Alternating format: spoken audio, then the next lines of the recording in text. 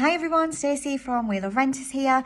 So we all know saving for a deposit for a property can take a very long time. You know, we appreciate that it's a lot of money to fork out at the very start of a tenancy. So we want to make sure we do our best in letting our tenants know the best ways to hold on to that deposit once you do decide to leave the property.